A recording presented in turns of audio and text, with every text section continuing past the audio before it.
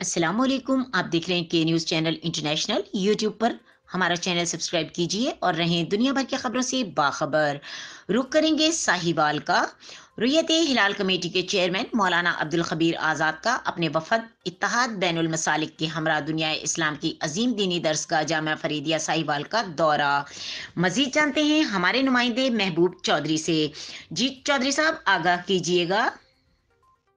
जी बिल्कुल। रवैत हलाल कमेटी के चेयरमैन मौलाना अब्दुल खबीर आज़ाद का अपने वफ़द इत्तेहाद बैनुल मसालिक के हमरा दुनिया इस्लाम की अजीम दीनी दरसगाह जामिया फरीदिया साहिवाल का दौरा। साहिवाल के दौरे पर आए वफ़द ने जामिया फरीदिया का दौरा भी किया। जामिया फरीदिया के मोहतमिम व शेखुल हदीस क़िबला डॉक्टर मुफ्ती मोहम्मद मज़हर फरीद शाह ने अहसन तरीके से इस्तकबाल किया और खुसूसी मुलाकात भी फरमाई। पूरे वफ़द को जामिया का विज़िट भी करवाया, जिसमें जामिया मस्जिद औलिया, कंप्यूटर लैब, लाइब्रेरी और हॉस्टल का विज़िट करवाया। फिर रवैत हलाल कमेटी के चेयरमैन मौलाना अब्दुल खबीर ने अपने वफ़द और क़िबला डॉक्टर मज़हर फरीद के हमरा क़िबला बाबा जी अबुल नसर मंजूर अहमद शाह के मज़ार पर हाज़िरी दी और दुआए मग़फ़िरत भी की।